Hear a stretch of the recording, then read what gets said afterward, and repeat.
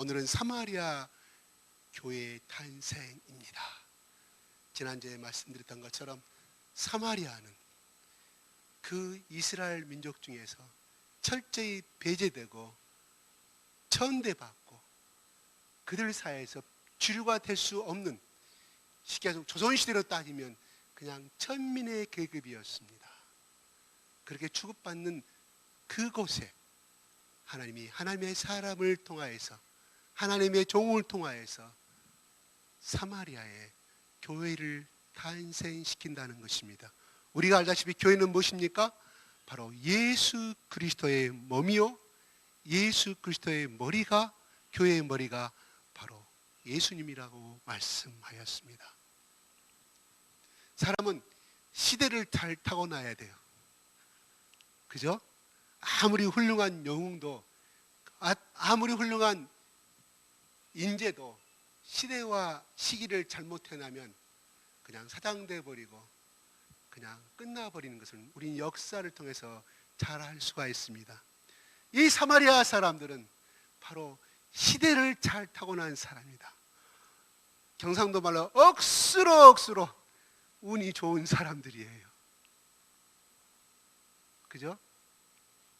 마태복음 16장 17절 18절 19절에 사람들이 나를 누구라 하냐 했을 때 그 잘난 체 잘하는 베드로가 주는 살아계신 하나님의 아들이요 그리스도시라고 할까 할 때 베드로야 뭐라고 말했어요? 베드로가 뭐라고 말했어요? 하나님이 베드로야, 예수님께서 말씀하시기를 베드로야, 그 다음 말이 뭐예요? 아시는 분? 다른 제자들은 세례요한이고 뭐 여러 가지 엘리야라고 말하는데 베드로가 주는 살아계신 하나님의 아들이요 그리스도라고 고백하였을 때 예수님이 베드로에게 첫 마디가 네가 복이 있도다 그랬어요. 뭐라고요? 네가 복이 있도다.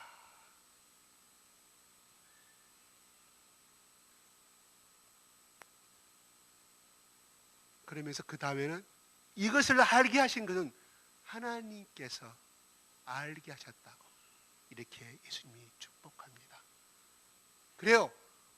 우리가 여러분 50년 전에 태어났다 가정하고 100년 전에 태어났다 가정하면은 우리는 예수를 알지 못하고 죽었을 거라 이 말이에요. 그죠? 때를 잘 타고나야 한다는 거예요. 그러면 뭐예요?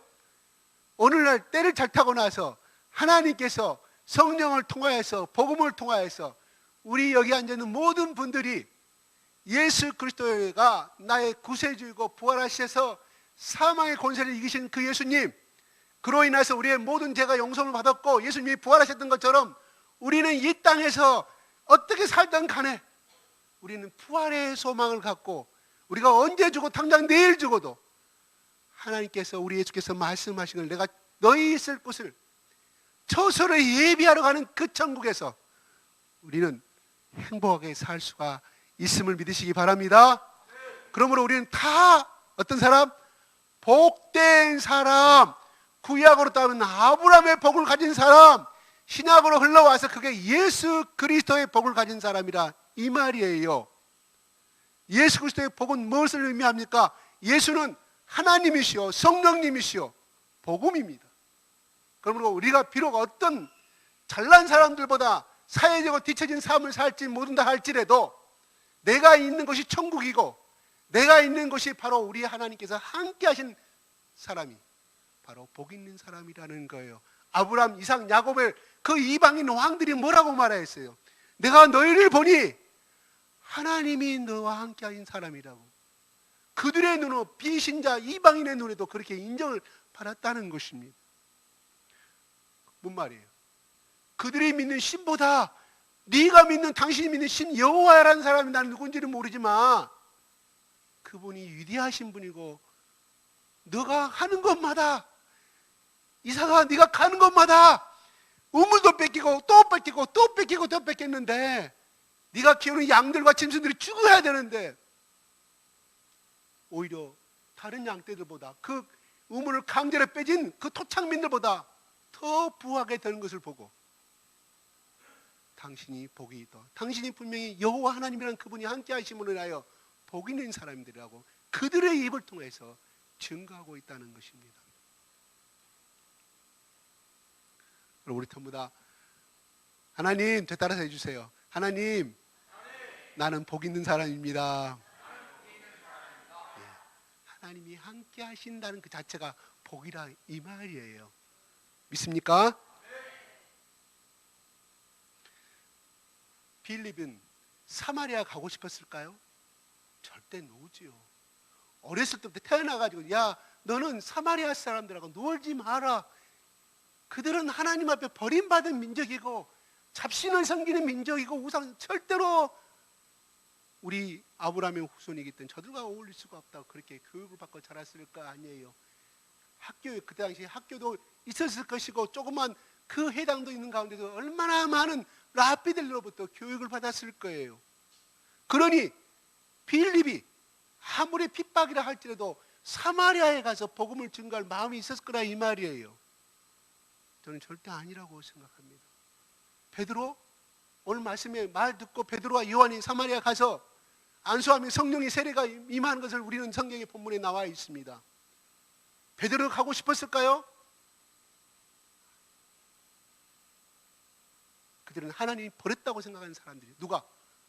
유대인들의 입장에서 봤을 때 그렇다는 거예요.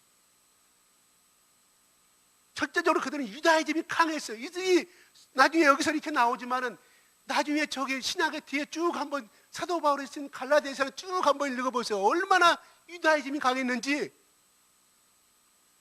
그들 안에서 벗어나기를 싫어했어요. 성령 충만을 받고서도. 그렇다 이거예요. 다시 말해서 성령을 받으면 중요한 것은 우리의 사고와 우리의 어떤 과거의 성장 배경과 우리의 모든 것이 바꿔지는 것이 성령 충만의 역사입니다. 그러면 오늘 여기에서 16절에 같이 한번 읽어볼까요? 시작.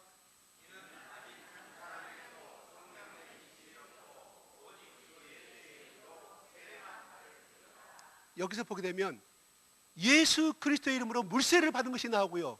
그 다음에 뭐예요? 안수하니 그들이 성령 세례를 받았다고 17절은 기록하고 있습니다. 오늘 이 본문의 말씀을 하는 거예요. 세례는 이 본문을 통해서 무엇을 할 수 있냐? 두 가지를 볼 수 있다는 거예요. 물세례와 성령 세례라는 것입니다. 그러면 소위 이야기해서 우리가 1장 8절에 또한 2장 사도행전 2장 4절에 베드로와 요한 성령의 충만하고 성령 세례를 받아 가는 곳마다 안진병이라고 모든 병자가 우리는 성경에서 배웠습니다. 지나간 강의에서 설교에서. 근데 나중에 베드로가 유다이즘을 못 벗어나요. 왜? 이 예루살렘만이 하나님께서 솔로몬을 통하여서 성전을 짓게 만들었고 다시 그렇게 짓고자 했는데 하나님께서 말씀하시기를 예루살렘에다 성전을 세우라고 말씀하셨어요. 하나님 원하신 건 아니잖아요. 다윗이 그렇게 원하니까 나는 어느 건물 안에 갇힌 하나님이 아니다. 나는 절대 싫어한다고 해도 다윗이 그렇게 원하니까 하나님이 어쩔 수 없이 성전을 허락해 주었어요. 그러므로 예루살렘이 있어야만이 하나님께서 복을 주시고 하나님께서 함께 하신다는 그 선민과 유대인 사실은 절대로 못 벗어났다 이 말이에요.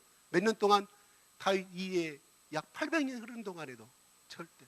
그래서 이 사람들이 예수님께서 하신 말씀이 예루살렘을 떠나지 말라고, 성령 받을 때까지는 그랬어요. 그죠? 성령 받기 전까지 예루살렘 떠나지 말라고 했지. 그 다음에 뭐라고 그랬어요? 온 유대와 사마리아 땅까지 복음을 증거하라고 그랬는데 그 두 번째 행동을 안 하지 않아요. 안 떠나. 왜? 그게 예루살렘에 있어야 하는 것이 복으로 생각했기 때문에. 얼마나 가득한 생각입니까? 우리가 여기서 본문에 나오는 이스라엘 이 기득권의 이 사람들은 정말 나쁜 사람들을 우리는 배우게 되지만 중요한 것은 그들은 예루살렘을 떠나면 죽는 줄 알았다 이 말이에요. 그래서 2월절이고 명절이고 그 디아스포라 그리스 저 이탈리아 사는 저 터키 사는 모든 사람들이 배를 타고 걸어서 나귀 타고 막대한 돈을 투자를 해서 2월절날 77절날 그렇게 오는 거예요. 그 많은 돈을 소비하면서 얼마나 힘들었겠어요. 왜? 거기를 가서 예배를 드려야만이 하나님께서 나를 만나주시고 복을 준다는 사실 때문에. 굉장히 이거는 우리가 배워야 할 점입니다. 그렇잖아요. 하나님의 성령 중심의 사상. 철두철미한 거예요. 그 시대에 오늘 같은 자동차가 비행기가 있지만 그들은 출발할 때 한 달, 두 달을 걸쳐서 거기까지 왔다 이 말이에요. 하나님의 그 복의 사상이 얼마나 강렬히 있는지. 하나님을 떠나면 자기들은 그저 죽는 줄 알았다 이 말이에요. 우리가 성령 세례도 중요하고 예수님을 구원을 믿는 그 고백도 중요하지만은 그 유대인들이 갖고 있는 그 하나님의 그 주시는 복대 함께 하시는 그 복을 받고 사는 사상은, 그 신앙은 우리가 배워야 한다는 것입니다. 그래서 빌립과 빌립의 사도 제자들의 17명과 그 다음에 12명의 제자들, 만약에 오늘날 예수를 모르는 상태에서, 구약의 복음을 모르는 상태에서 그들이 성령 충만을 받았다고 하면 오늘 사도행전에 나오는 것처럼 이 역사를 행할 수가 있었을까요? 아니라고 생각합니다. 그들이 예수 그리스도를 알기 전에 그 모세오경, 구약의 모든 성경을 깊이 랍비를 통해서, 서기관을 통해서 펴갖고 그들의 머릿속에 젖 먹을 때부터 모세가 자기 어머니로부터 이렇게 젖 먹으면서 히브리인의 사상을, 하나님의 사상을 배웠던 것처럼 그 밑바탕이 있었기에 모세도 40년, 80년 만에 다르신 그 예수 하나님을 만났을 때 그를 영접할 수가 있었고 순종할 수가 있었다는 사실입니다. 그러므로 우리가 성경을 읽고 또한 암기하고 외우는 것이 얼마나 중요한 것인가를 우리는 알아야 하는 것입니다. 와, 베드로, 야고, 요한 성령 세례 받아가지고 이렇게 기적을 베풀고 그러는데 나는 뭐지? 그들 손은 말씀이 밑바탕에 있었다는 사실이에요. 여러분, 성령 세례는 쉽게 말해서 능력입니다. 하나님이 일을 하는데 능력이에요. 우리는 예수 그리스도를 다 고백함으로 이미 성령이 임한 것은 맞습니다. 근데 오늘 이 시간에 물세례를 받으면 다 고백한 건 맞아요. 성령이 임했습니다. 근데 이 시간에 성령 세례라 이 말씀은 뭐냐면 바로 120문도가 그 임한 그 성령의 바로 하나님의 복음을 증가하고 하나님의 일을 하는데 그 능력의 의미를 가지고 있다는 거예요. 그래서 우리에겐 다 물세례 예수 그리스도의 고백을 다 가지고 있지만, 그러나 우리가 더 사모해야 할 것은 내가 하나님을 위해서 뭔가를 해보고 싶고 내가 하나님을 위해서 뭔가 저 나라에 가서 복음을 증가하고 싶은데 성령의 세례를 받아야만이 그 일을 할 수가 있다는 것입니다. 내가 교회 봉사를 하더라도, 내가 전도를 하더라도 내 마음속에 기쁨이 임하고 내가 전도하지 아니하면 견딜 수 없는 그것이 바로 성령 세례 받은 증거라 이 말입니다. 나는 안수하는 능력이 없는데요. No!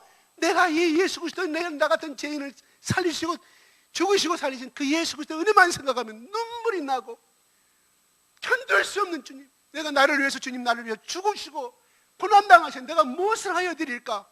견디셔서 눈물로 감동하여서 내가 예수 그리스도 이름으로 선물을 주고, 왜? 한 영혼을 구해야 되니까 오주머니 털어서 기쁨으로 저만하면 버스 타고 자기가 돈 들여서 가서 복음을 증가하고, 이 사람들이 바로 성령 세례 받은 증거라 이 말입니다. 꼭 병이 낫고 이것이 성령 세례 받은 증거가 아니라 잘못하면 우리가 성령 세례 그러면 막 방언도 받고, 물론 그거 성령 세례의 증거 중에 하나이죠.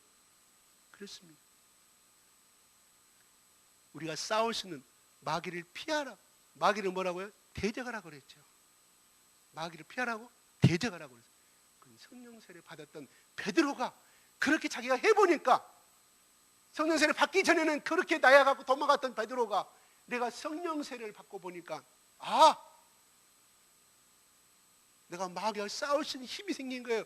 죽음 앞에 도망가 아니겠습니까? 죽음이 뭐예요? 마귀가 주는 것은 뭐예요? 죽음 아닙니까? 죽음을 가지고 사람 생명 갖고 경쟁하는 거 아닙니까? 마귀가 그래서 살고 싶어서 베드로가 부인한 거예요. 내가 과거에 왜 그랬던가를 자기는 깨달은 거예요. 그래서 마귀를 대절한, 자기가 성령 세례를 받고 나서 적극적으로 예수 그리스도의 이름으로 자기의 능력이 임하니 대적하다 보니까 마귀가 도망가더라는 거예요. 우리 전부 다 그러한 믿음의 용사가 되기를 바랍니다. 바랍니다. 내가 어떤 직장에서 또는 어떤 조직에서 위에 회장이, 사장이 그 어떤 명령을 내렸을 때 이것은 하나님의 법을 생각할 때, 현대의 법을 생각하든 어떻게 생각하니 예수 그리스도의 양심으로 생각하든 간에 그것이 어긋나신, 내가 비록 생계에 지장이 있다 할지라도 여러분 그건 대적하시기 바랍니다. 왜요? 하나님의 사람은 일반 사람들과 달라야 하기 때문입니다. 오늘 지금 보잖아요. 재판 사건도 쭉 보고 있지 않습니까? 위에서 시키니까 살기 위해서 그 잘난 사람들이 시킨 대로 했다는 거 아니겠습니까? 근데 우리 예수 그리스도 믿는 사람은 비록 내가 옷을 벗는 일이 있다 할지라도 이거는 하나님이 나에게 원하신 것이 아니고 복음을 증거로 해더라도, 성령의 음성이 없다 할지라도, 성경에 예수 그리스도 살아계실 때 낯은 그 말씀을 비춰본다 할지라도 그것은 남에게 피눈물 나는 행동이고, 그것이 내가 그 행위를 했을 때 회사의 이익은, 사장의 이익은 될지 모르지만 남에게 피눈물 나게 하는 행동은 그건 하나님이 원하시지 아니하심으로 말미암아, 그럼 어떤 결정을 해야 됩니까? 믿음은 행하는 것이라고 했지 않습니까? 아는 것은 그건 아무것도 아니에요. 귀신도 예수 그리스도가 하나님을 안다고 떠든다고 말하지 않습니까? 행하는 믿음이야 살아있는 믿음이라 있는 것입니다. 그러면서 어떻게 해요? 성령 세례를 받아야 하는 것입니다. 내 생계를 잡고, 내 목숨을 잡고, 내 가족의 생계를 잡고, 내 목을 잡고 너 헐라는 위해서 조지고 있는데 누구 음성입니까? 마귀의 음성. 대적하십시오. 하나님이 그 사람의 인생을 책임져 주실 것입니다. 네가 내 의를 지키느라고 네가 그랬구나. 그래, 네가 원하는 것이 무엇이냐? 부모의 생명을 지키기 위해서, 딸이 아들이 자기 부모의 생명을 지키기 위해서 거룩한 행위를 하였을 때 그 부모의 마음은 어땠을까요? 네가 나를 이만큼 사랑하는구나. 막말로 해서 마지막 죽을 때 그 딸에게, 그 자식에게 몽땅 유산을 남기고 죽을까 했겠습니까? 그것도 하나님 복이에요. 여러분, 내가 잘나가지고 좋은 직장 가지고 좋은 대학 나와서 연봉 높이 받는 것도 내 복이지만, 내 부모 잘 만나서 하나님께서 부모를 통해서 유산 받는 것도 하나님 복이라 이 말이에요. 목사님 무슨 소리입니까? No. 아브라함도 이삭도 야곱도 그렇지 않습니까? 부모로부터 유산 받았잖아요. 야곱은 물론 자기가 머리 굴리다 보니까 자기 생각대로, 예수 그리스도 그랬잖아요. 너가 셈하는 대로 복 얻는다 그랬잖아요. 네가 여기서 1을 셈하면 1밖에 안 주고 네가 100을 셈하면 내가 100을 주겠다는 하나님 법칙 아니겠습니까? 야곱은 그렇게 인간을 깨려니까 자기 고생한 대로만 받은 거예요. 나중에는 요셉과 죽은 자가 때리는 고생을 13년 동안 고통당하는 거 아니겠습니까?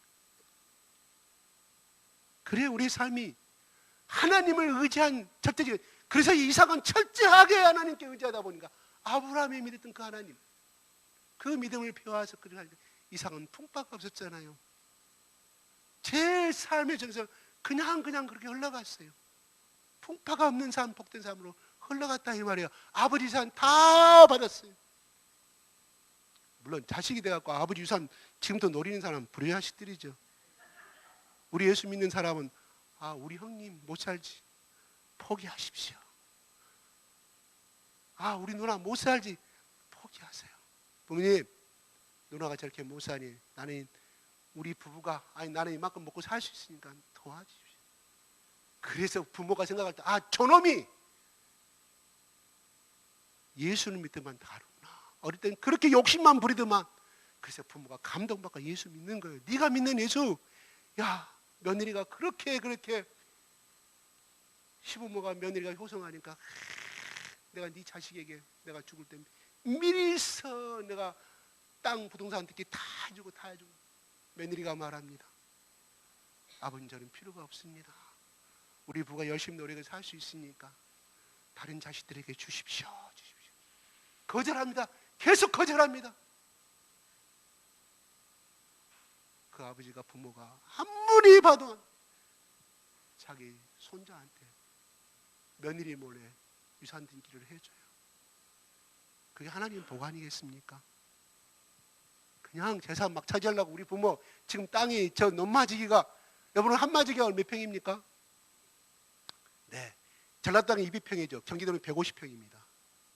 저 강원도는 200평 내지 250 내지 300평입니다. 여러분, 한마지가 무슨 뜻인지 아세요? 모르죠? 아는 사람 손 한번 들어보세요. 한마직이라는 뜻이 뭐예요? 왜 200평, 150평이 우리나라 지금도 틀려요. 지방마다 통일을 시켰는데도 안 된다고 그래요. 예. 벼씨앗 한 대가 1.8리터입니다. 한 대. 가로고 세로 얼마인지 아세요? 17 곱하기 17 곱하기 10. 계산해 보세요. 가로 세로 17, 높이 10cm, 그게 한 대예요. 그 한 대의 씨앗을 뿌렸을 때 벼 4가마 내지 5가마가 나온 그 평수를 200평이라는 거예요. 한마직이라는 거예요. 여러분 모르셨죠? 그냥 한 대 이럴 때. 저도 이거 전하기 위해서요. 사전 다 찾았어요. 저도 몰랐어요. 이 설교 전하는 것이 사람이 유식하게 만들더라고요. 일주일 내에 찾았어요. 이거 한마직이 뭔 뜻이, 한마직이, 마직이 또 제가 또 그것도 제가 그 오원이 어디서 갈지 공부하다 보니까 아, 이거는 꼭 전해줘야 돼. 내가 몰랐던 사실을 알았기 때문에 제가 이런 말하면 여러분 이런 말 딱 끊어버리고 아, 저 목사 유식하다. 아니다. 일주일 동안 저도 다 찾아봤다니까요. 몰랐어요. 그랬습니다. 그게예요. 아, 우리 부모 논밭. 노는 틀리죠? 그죠? 100평이죠? 그죠? 노는 한마디에 100평입니다. 틀립니다.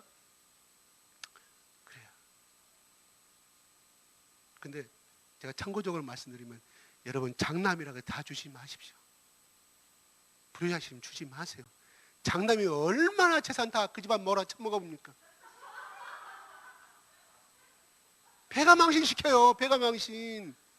지금은요 그렇게 따지지 마시고 효도 잘하는 사람한테 주세요. 그래야 그 효도가 재산 받았으니까, 그렇지 않아도 재산 안 받아도 효부 효노인데 효자고 그런데 재산 받았으면 어떻게 대단하겠습니까? 흔히들 말로 우리 어른들 말로 제사 잘 지내줄 거 아니겠습니까? 노년에 내가 눈 감을 때까지 그렇지 않아도 내가 저놈은 내가 재산을 안 물리려도 나를 끝까지 모실 놈인데 재산까지 줬으니 노년을 깨끗이 행복하게 살다 갈 거 아니겠습니까? 이건 제 경험입니다. 제 경험이에요. 우리 가족에서 있었던 이야기입니다. 또 주위에서 그런 일이 얼마나 많은지, 지금도 그 못된 장난 때문에 집안이 흔들린 것들이 얼마나 많은지는 몰라요. 어릴 때 너는 장남이니까 이렇게 하지 마십시오. 이번이요. 왜 독도에 대해서 또한 한일 침략에 대해서 정치적인 문제 아니라 복음적인 이야기 하려고 합니다. 왜 우리한테 사과하지 않은지 아십니까? 뭐예요? 뭐 때문에 그래요? 독일은 했는데 일본은 안 그런다고 우리 끊임없이 우리 국민들이 이야기하지 않습니까? 그죠? 왜 그런지 아세요? 우리나라 힘이 약하기 때문에 그런 거예요. 우리가 미국처럼 강대면 일본이 가만히 있겠어요? 머리 조아리고 오는 거죠.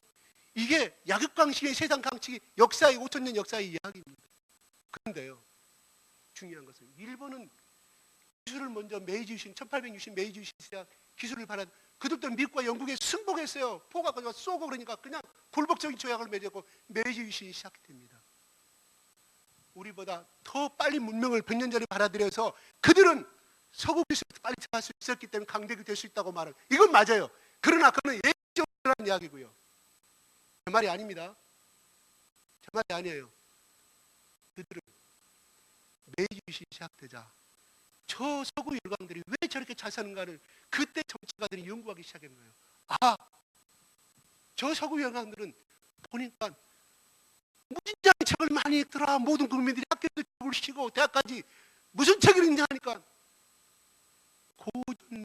고적 인문화책을 읽히더라 인 거예요. 어디서? 학교에서. 그래서 그걸 연구하기 시작한 거예요. 그래서 일본에서 1910년도부터 그걸 도입하기 시작한 거예요. 초등학교, 대학교 졸업할 때까지 한 학년에 4권, 5권 정도 책을 읽다 독을 가면 쓰지 않으면 진학을 안 시켜요. 중점적으로 그걸 시키는 거예요. 대학까지.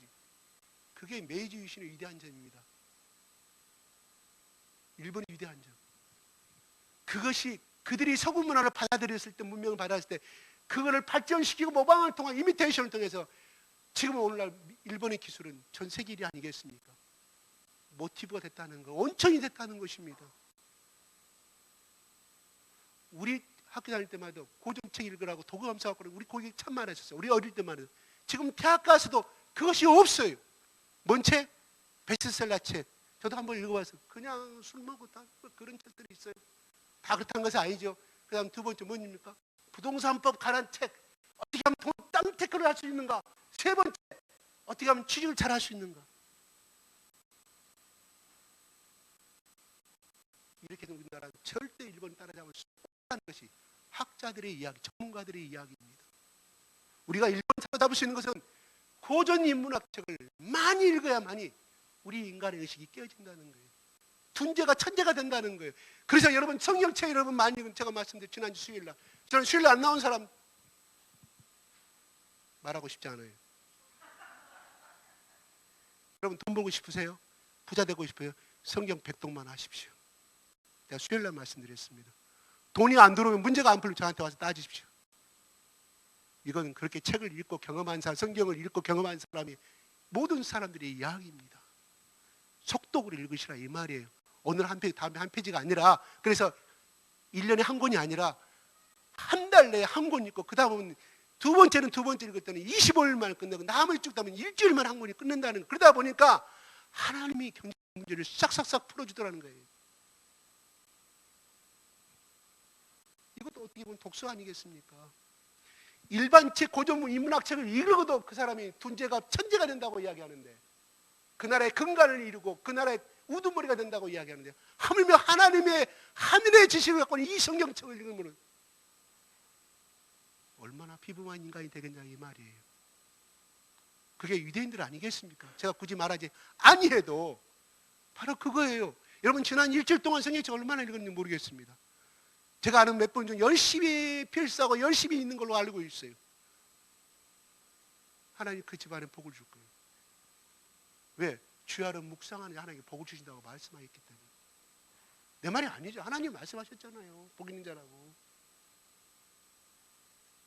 직장에서 승진하고 싶으십니까? 성경 읽으십시오. 자격증 많이 따고 싶으면 성경 추가하고, 자격증 1시간 공부했으면 성경책도 1시간 같이 읽으세요. 하나님 복 주실 것입니다. 저는 나 자랑한 것이 아니라, 자랑한 것은 없습니다. 나 대학 다닐 때 오늘 저녁에, 내일도, 오늘도 시험인데 나는 오늘 저녁에 우리 메시지 나는 전해야 돼. 설교를 전해야 돼. 우리 캠퍼스 모임에. 나는 그 앉아서 그들 공부하고 있는 설교 메시지. 강의실에서, 도서실에 다 보는 데서. 그 당시 지금은 가까이 되죠. 다 터져 있잖아요. 대놓으세요. 그러고 나서 그날 저녁 끝나서 공부했어요. 물론 성적은 CCC입니다, 저. C 플러스 단위에 C 마이너스예요. 쌍문처 F도 있어요. 그거는 필수 과목이 아니기 때문에. 하나님이요, 저를 복을 주시더라고요. 그렇게 성적이 나빠도 복을 주시더라고요. 이 말이에요. 저는 그 복 받으려고 그런 거예요. 성경 말씀이 좋고, 내가 오늘 저녁에 또 말씀을 전해야 되니까. 다른 사람들은 진짜 나는데 공부 너무 힘들어요. 수학이 많이 들어간 공부라 이 머리 둘째가 너무너무 힘들었다고. 내가 얼마나 우리 형님을 원망했는지 몰라요.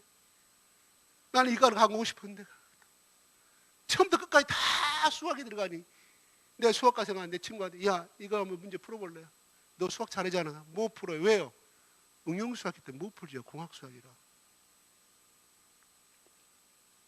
하나님 복 주시더라. 이거. 나는 복 받으려고 공부한 거 아니에요. 복 받으려고 성경책 본 거 아니에요. 그냥 또 메시지가 아니래도 성경, 기말고사 중간고사 공부하다가 머리 아프면 성경책 펴놓고 다 봐요. 성경책 머리가 다 정리가 돼요. 공부가 훨씬 잘 되더라고. 이게 내가 턱걸이 하고 겨우 졸업했습니다 이렇게 해가지고. 근데 하나님이 나를 그렇게 쓰시더라고요. 여러분, 미국의 아이브리 대학에 무엇이 있습니까? 하버드, 예일대, UCLA, 그렇죠?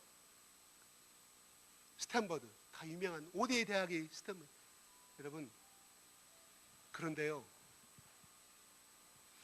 이 5개 대학 중에서 제일 유명한 대학이 하버드 그 대학이죠. 그런데 이보다 더 좋은 대학이 있어요. 세인트 조이스라는 대학이 있어요. 여러분 꼭 자녀가 여러분 견인사 된다면 꼭 세인트 조이스 대학을 한번 유학을 보내라고 꼭 말씀드리고 싶어요. 그 대학은요, 하버드 아이비리그 5대 대학 나온 사람보다 노벨상 1928년도부터 지금까지 노벨상 수상자가 이들 대학보다 훨씬 많다는 거예요. 그 근간이 뭐냐? 유명한 교수들이 있어. 그냥 no.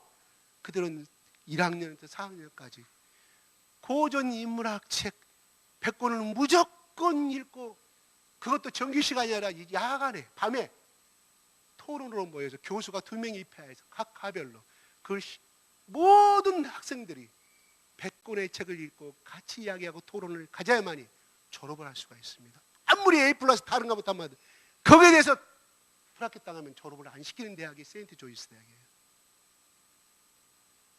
원래 세인트 조이스 대학, 여러분 록펠러가 세운 대학이 어딘지 아십니까? 록펠러, 그 유명한 시카고 대학이에요. 시카고 대학. 그 당시에 1900년도 학교를 세웠을 때 제일 공부를 못하는 학생들이 가는 것이 삼류대학에 시카고 대학에 있다 이 말이에요. 우리 대학을 어떻게 하면 발전을 시켜볼까? 제 5대 총장을 오신 분이 그렇지 아니었는데 고전 인문학 책에 대한 모든 사학년까지 졸업할 때까지 읽도록 필수 과목으로 심어놨다 이 말이에요. 그러다 보니까 거기 졸업한 학생들이 각 회사에 들어가서 로펌에 들어가서 어디 들어가 다 두각을 나타내다 보니까 그래서 시카고 주립대학이 유명해진 거예요. 다른 비결이 없다. 물론 다른 여러 가지 동반해서 했겠지요. 달라진 것은 그것밖에 없다는 사실입니다. 그래서 여러분 예전에 10년 전에 베스트셀러 작가가 되셨죠? 누구예요? 이지성이라는 사람은 알지 않아요? 그죠? 예? 이지성 작가가 한참을 이름을 날렸는데 그 사람 책을 제가 읽어보니까요. 그 사람도 전주교육대학을 나와서 초등학교 교사를 하고 있었는데 자기가 이 인생으로 하기는 저 아이들에게 더 많은 꿈을 심어주고 나 같은 실수의 삶을 안 들어기 위해서 어떻게 하면 될 것인가. 누구한테 조언을 하니까 책을 읽으라고 하더라는 거예요. 책을 몇 권 읽겠습니까? 하루에 한 권 365권을 읽은 다음에 나를 만나러 오셔 그러더라는 거예요. 열심히 책은 한 권 읽기 힘들었는데 읽다 보니까 1년이 지나니까 자기 머리가 깨어지기 시작하는데요. 엄청나게. 그 책이 유명해지니까 그 사람이 전국을 다니면서 이 강의를 하고 다니잖아요. 지금 좀 그 사람에 대한 부민상 그 사람이 주장하는 것이 그거예요. 우리가 일본을 이길 수 있는 방법은 다른 거 없다. 지금이라도 늦지 아니하다. 초등학교 때 시작해서 대학교까지 모든 인문학 교육이 다시 부활해야 되만이 살 수가 있다고 이야기합니다. 여러분 이 꼭 잘 알죠. 심사위원장의 부인인가요? 아들인가요? 율곡이 부부인가요?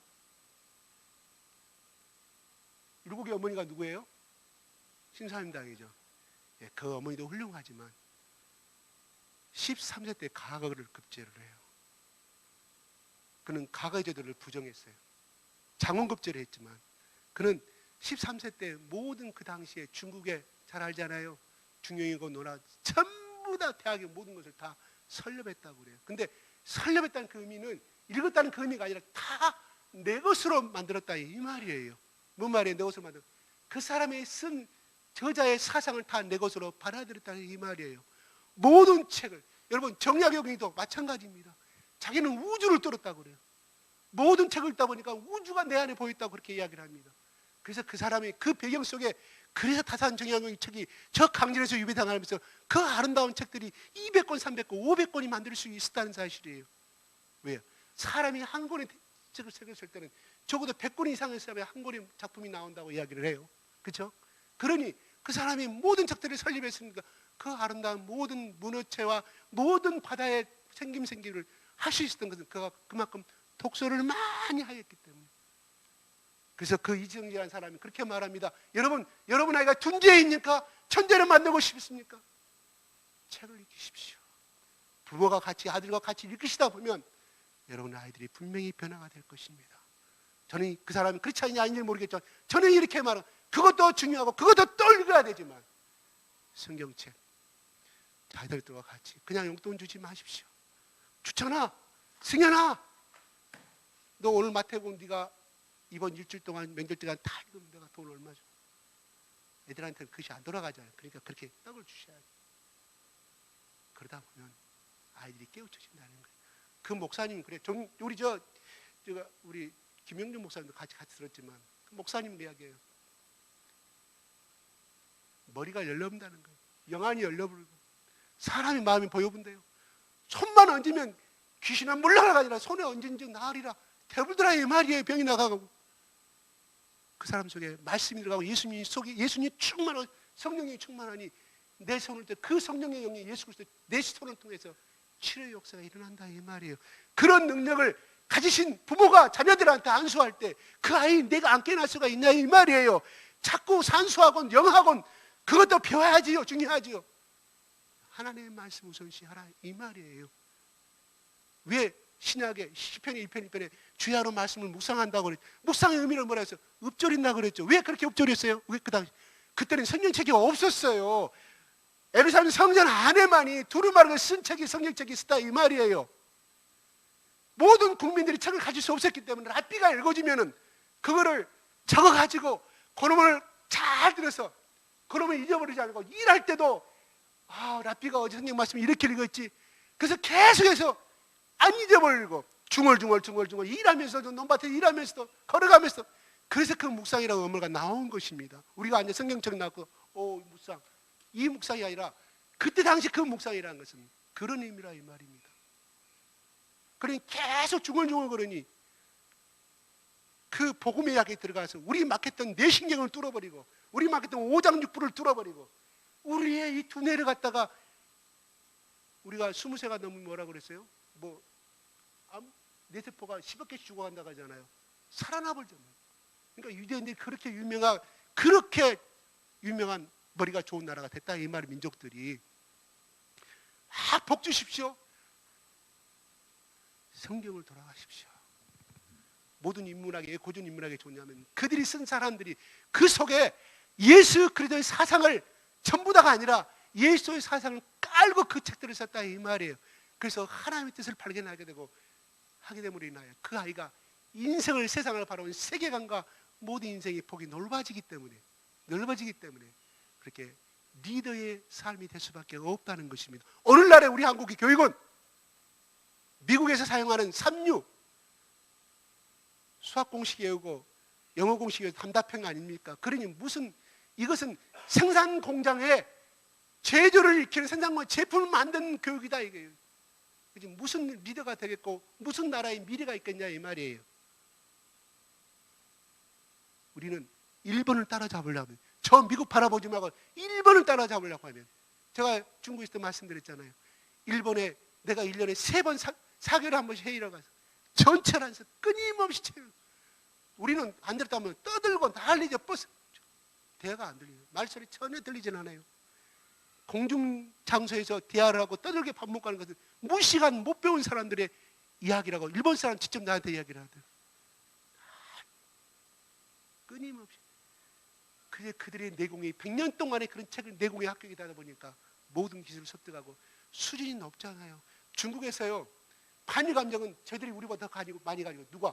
중국 사람들이 난징 30만 40만 명을 주고 있기 때문에. 근데요 개인적으로 일본 사람들을 선호합니다. 수준을 높게 봐요. 왜요? 그들은 예의 바르고 거짓말하지 않고 약속을 지키고. 우리 한국 사회 어때요? 보지 않아요. 저는 철저하게 내 삶의 현장에서 보고 있습니다. 필리핀이 우리보다 농구 더 잘하죠. 그죠? 농구 잘해요. 그들이 우리보다 문명의 사회입니까? 아니지 않습니까? 그잖아요. 우리가 일본보다 축구 잘해요. 야구 좀 못한 것도 있지만 그렇다고 우리가 문명 일본보다 정신적인 사회가 앞서 있습니까? 아니라는 것입니다. 제가 말씀이 이렇게 가는 이유는 성경의 말씀이 있는 거 빌립의 성령 충만을 받아서 성령의 지식이 없는 가서 이렇게 하는 것이 아니라 이 말입니다. 성령을 받다 보니까 하나님께 자기가 갖고 있던 읽었던 그 말씀이 생각나게 만들고 구약의 모든 말씀들이 바로 이 예수 그리스도 보혜사 성령이 예수 그리스도를 증거하는 것이었구나. 그걸 알았기 때문에 죽음을 무릅하고 사마리아 땅 가기 싫었지만 그거를 행했다는 사실입니다. 그래서 하나님 뭐라 했습니까? 지식이 없는 백성이 망한다고 말씀했습니까? 바로 그것입니다. 베드로와 요한이 과연 그런가 하고 갔습니다. 그래서 안수를 했습니다. 기쁨으로 했을까요? 아니요. 성령께서 시키니까 한 거예요. 바로 성령은 우리가 충만을 받게 되면 바로 그렇습니다. 내가 싫어하는 사람도 내가 용서할 수 있는 사람도 내가 품을 수 있는 것이 된다. 왜? 성령은 우리의 생각을 뛰어넘으신 분이고 성령은 천지를 창조하신 분이고 성령은 우리 모두를 만드는 상대적 능력이 있기 때문에 그 가정에 정말 인간과 어떤 누구를 동원해도 화해할 수 없는 가정이 형제가 자매가 화해의 능력이 일어나는 것이 뭐예요? 성령의 능력을 받았을 때 그런다는 것입니다.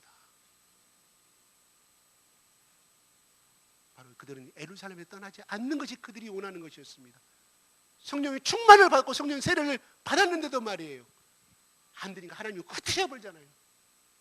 핍박을 통하여서. 그래서 그들이 갔을 때 성령 받고 기적이 일어나면 보니까 그때서 깨닫는 거예요. 하나님의 성령은 우리 예루살렘의 유대인들에만 주는 것이 아니라 사마리아 모든 이방인들에게도 주신 것이 이 복음이구나. 그때서 깨닫는 거예요. 구약의 이방의 빛이 되란 그 말씀을 깨닫게 되고, 그래서 그들은 본격적으로 로마로 가고 터키로 가게 되고 그리스 땅으로 가게 되고, 그 복음이 흘러서 우리 한국 땅에 돌아오는 거 아니겠습니까? 오늘 성령은 우리가 무슨 기적의 독대비로 생각합니다. 아닙니다. 내가 성경을 읽다 보니 성령이 들어오신다 이 말이에요. 성령께 충만히 하신다 이 말이에요. 기본적으로 우리가 기본을 가자는 겁니다. 무슨 기본? 예수 그리스도는 우리의 구세주신데 나의 모든 죄를 짊어지고 십자가 죽었고 그 사망의 권세를 이기고 3일 만에 부활하셔서 우리에게 부활의 권세, 그러므로 사망은 우리를 이길 수 없음으로 말미암아 죽음 앞에서도, 내 생계를 위협하는 그 어떤 사람 앞에서도, 그 권력 앞에 당당히 예수 그리스도의 복음을 증가하고, 우리는 한나라를 소망하며 굳이 스테판과 굳이 베드로를 증가하지 않는다 할지라도 우리의 모든 선전의 목사님들이 길선주나 채권주, 손양아 주기점 그렇게 그 길을 가지 않았습니까? 바로 최근래 이야기입니다. 최근래 이야기입니다. 먼 역사 이야기가 아니에요. 그 우리나라의 암울한 시대 때 일어났던 이야기 아니겠습니까? 그 사람들의 피 흘림이 있었기 때문에 오늘날 이 복음이 있고, 오늘날 우리 이 교회가 그것을 본받았던 우리 소천하신 그분들에 의해서 우리 교회가 성립이 됐고 이어져 갑니다. 우리가 예수를 참다 보면 이런 걸 생각합니다. 내가 복음 받은 믿음이, 내가 받은 은사가 최고라고 생각하고 자기로만 생각합니다. 나는 어떤 우리 교회를 통해서만 세계 선교를 이루고 나를 통해서만 어떤 일을 할 수 있는 아집에 빠지기, 그게 유다이즘 아닙니까? 그러나 하나님은 그렇게 하지 않으셔요. 성령을 받게 되고 성령의 놀라운 세계에 들어가면 모든 사람들을 보려고, 내가 아니어도 나를 준비한 그 엘리야가 너 안에 7,000명이 있다 내가 예배주신 하나님이, 누가? 하나님이 그렇게 말씀하셔요. 엘리야에게. 엘리야가 자기가 최고인 줄 알았어요. 나만이 이 800대, 이 852대 이 귀신들이 생긴 이 사람들하고 내가 믿음을 중심을 치는 앞밖에 없는. 야 엘리야야, 까불지 마라. 까불지 마 이 자식아. 너 말고 7,000명이 있다. 네가 아니어도 내가 7,000명의 예배를 줬어. 이 말입니다. 하나님이요, 나를 오늘 이 자리에 앉으시고 나를 부르신 것은 다 하나님께서 저 죽어가는 저 마귀의 영혼들을, 하나님, 예수님이 땅에 오신 목적이 무엇입니까? 마귀들인 자를 하나님의 자기 아들 딸 삼기 위해서 예수님이 땅에 오신 거 아니겠습니까? 나를 택하신 이는 뭐예요? 너도 내가 너를 택하였듯이 너도 저 마귀의 영들, 저 귀신의 영 속에 이 세상의 물질이 최고로 알고 살아가는 저들을 향하여서 바로 강제로 잡아서든 어찌든 간에 그들도 예수 믿게 하나님의 딸을 하나님의 아들로 삼기 위해서 내가 너를 통하여서, 내가 너를 위해서 기대한다, 내가 너에게 기대하고 있다는 그런 우리의 의미의 메시지를 들어야 합니다. 빌립은 자기가 최고인 줄 알았고, 요한도 베드로 자기 최고는 사마리아 꿈도 안 꿨습니다. 그러나 하나님의 성령은 그들에게 요구하시는, 하나님은 그들이 보는 세계가 더 높은 세계에 있었기 때문에 그들이 가지 않자 강제로 하나님께서 그렇게 끌어가 버린다 이 말이에요. 핍박을 통하여서. 그러니까 이 시대에 살아가면서 한번 내가 왜 하나님이 나를 부르셨는가, 내가 빌립 같은 인재는 못 된다 할지라도, 베드로와 요한처럼 그런 경건한 사람이 되지 못한다 할지라도 이 시대에 작은 빌립이 되고 작은 정말 한 영혼을 변화시키는데 얼마나 마귀의 세력이 세니까 힘듭니다. 분명히 힘들어요. 쉬운 것은 아닙니다. 내일 모레 여러분 꼭 추석때 하실 때 말씀의 복음도 전파하는 것도 중요하지만 행동으로 보여주십시오.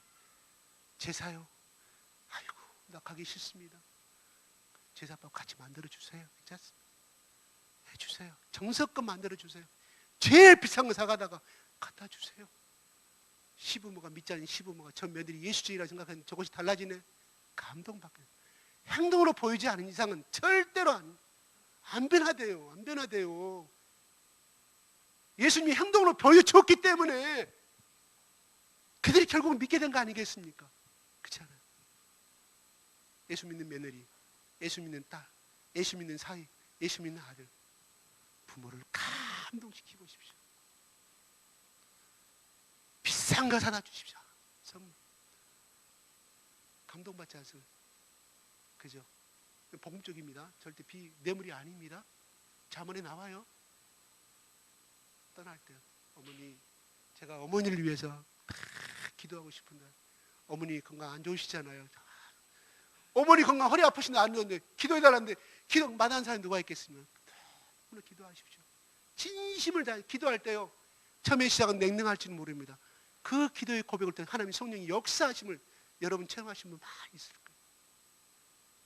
처음에는 입술로 내가 며느리니까 그냥 의무적으로 기도하다 보면 성령이 감동이 진실을 내가 눈물과 콧물이 나오게 기도하게 만들어요. 그게 하나님의 사랑입니다. 그게 성령 받은 증거라 이 말이에요. 성령 세례 받은 증거라 이 말이에요. 믿습니까? 오늘 좀 더 이번에 가셔서 시부모와 친정부모를 감동시키고 지금까지 용돈 10만 원밖에 안 줬어요. 용돈 50만 원 드리십시오. 생활비 문제 알아요. 아파트 임자 들어가야 되고 생활비 벅차죠. 하십시오. 뿌리면 하나님 뭐라고요? 심한 대로, 심한 대로.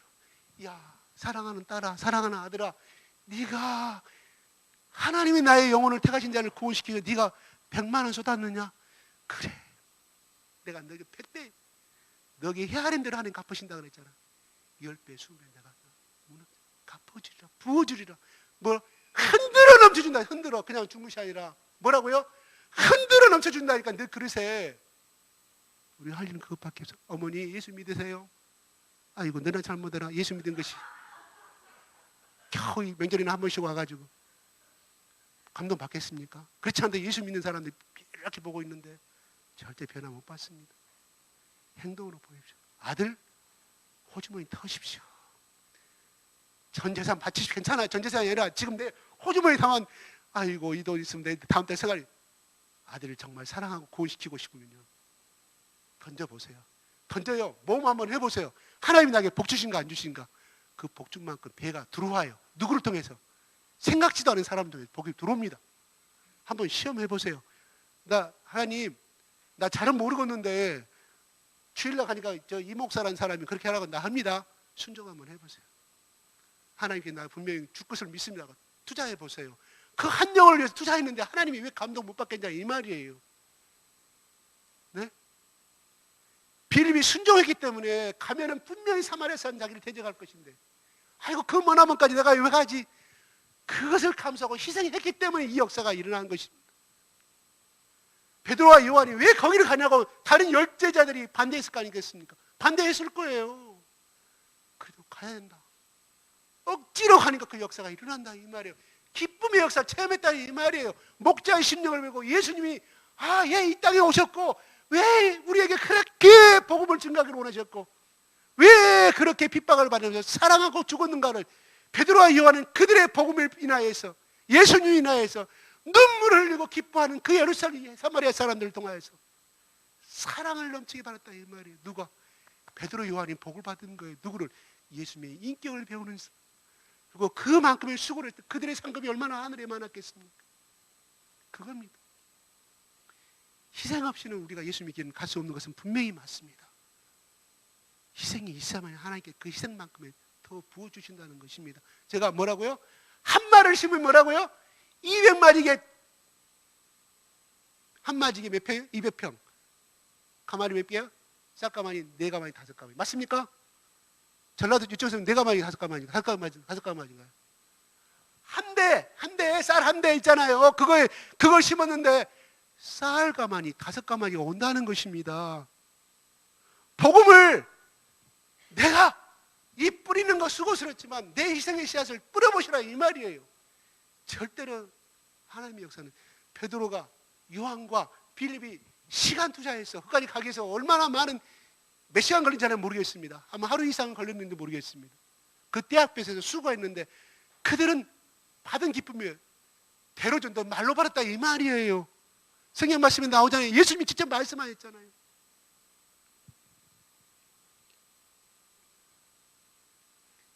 우리 한국의 상류층 사회에서요, 인문학 교육이 좋으니까요, 부잣집 엘리트 자녀들을요, CEO 자녀들입니다. 여러분 모르는 사실이죠.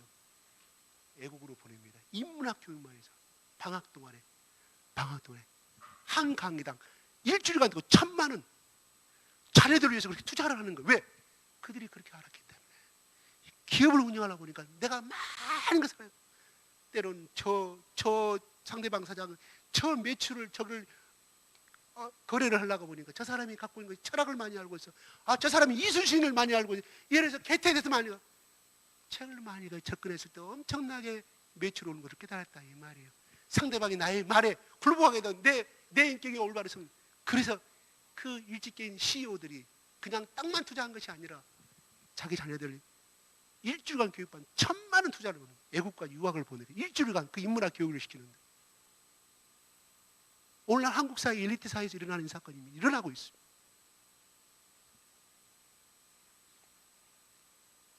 우리 복음으로 돌아가서요 이렇게 한번 심어봅시다. 복음으로. 성경은 66권 찢으면 뭐가 나와 짜면 뭐가 나온다고. 사랑. 하나님은 사랑이다.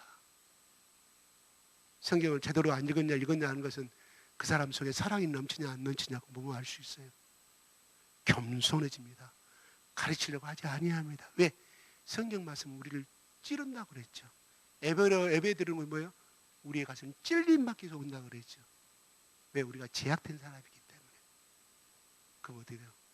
이사야처럼 자기가 제사장의 아들이기 때문에 의로운 사람으로 생각했는데 하루다. 내게 하루 내가 망하게 생겼다. 숯불로 내 입술을 휘저주십시오 라고 말하잖아요. 왜? 하나님을 만나보니까 자기가 의인인 줄 알았는데 성경을 많이 읽으면 사람이 겸손해집니다. 아는 것도 모른 척. 겸손해지고 싶습니까? 성경으로 돌아가십시오. 말씀으로 돌아가십시오. 부자가 되고 싶습니까? 말씀으로 들어가십시오. 우리가 자꾸 조금 안다고 그걸 자랑하려고 하니까 상대방이 마음을 딱 그 정도로 다 알고 있거든요. 웬만한 성경의 지식과 웬만한 세상 돌아가는 이야기들 많이 들으십시오. 제일 중요한 그 모임에 입 다물고 있는 사람이 제일 유식한 사람. 왜? 10명에서 9명 이야기하는데 9명의 지식을 이 사람 담아가잖아요. 9명이 말한 지식들을. 내 말이 틀렸습니까? 근데 거기에 그냥 1시간에 자기가 자아지우지 80%를 하나도 배우고 하지 않잖아요. 다른 사람 다 마음의 문을 닫아버린다 이 말이. 이렇게 말한 나도 이게 해당되는 사람입니다. 똑같습니다. 저도. 여러분 세종 유명하죠. 한마디만 하고 끝나겠습니다. 세종대왕 한글 만든 건 맞아요. 그죠? 세종대왕이 그렇게 될 수 있는 건 뭔지 아십니까? 그 많은 책들을 다 설립했다는 거예요. 근데 우리는 그걸 모르는 거예요. 내가 아까 율곡 말했죠. 율곡이 마지막에 죽을 때 어떤 사람인지 아십니까? 자기는 살아생전에 자기 있는 것을 다 나눠주고 온 사람. 마지막 죽을 때 마지막 죽은 간을 덮으려고 보니까 이 수의옷이 있었는데 수의옷이 옆집에서 자기 친구한테 빌린 옷이더라는 거예요. 유명한 일화입니다. 실화예요. 그는 그렇게 훌륭한 삶의 인물을 살 수 있었던 것은 또 10만 대군을 양성해 준 것은 그는 책을 읽다 보니까 어떤 세계를 바라보는 세계관이 열린 거예요. 그 사람이 심사위원한테 교육도 잡아든 것도 있지만 그렇게 할 수 있었고 후대의 모든 사람들도 위대한 삶을 정교받을 수 있는 그는 그 당시에 모든 책들을 또 읽고 또 읽고 내 것으로 만들었기 때문에 그 위대한 삶을 살 수 있었다고 전문가들은 이야기하고 있습니다. 그렇습니다. 우리 다시 한번 복음으로 돌아갑시다. 복음을 뒷받침해주는 인문학 교육도 여러분 자녀들에게 끊임없이 투자하시기 마시기 바랍니다. 제가 뭐라 그랬어요? 투자하지 말라고요? 투자하시기 바랍니다. 용돈 주더라도 승인한테 용돈 주더라도 지영집사님 그냥 주지 말고 승인아 네가 이거 한 장만 읽고 와. 이게 다 끝나면 밭대본 다 끝나면 내가 질문을 안 할 테니까 내가 10,000원 줄게. 그 아들에게 투자하는 거예요. 우리 그렇게 해보게요. 예? 우리 한 달에 최대한 제가 그렇게 말하는 1년에 한 권은 의미가 없답니다. 성경책. 한 달 한 권 목표로 알아요. 읽어본 사람 이야기입니다. 성경 백독 하신 사람 이야기입니다. 복음으로 돌아갑시다. 우리 아버지가 갈 때마다 잠 안 자고 화장실 갔다 보니까 우리 아버지가 못 읽은 성경책을 읽고 있어요. 한 말도 안 아들이 감명받는 거예요. 그 길을 누가 따라가?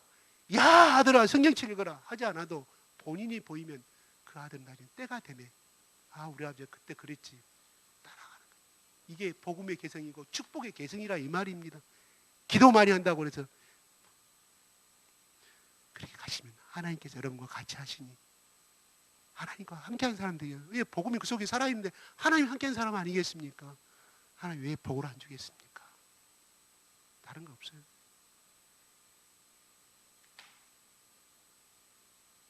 기도하겠습니다.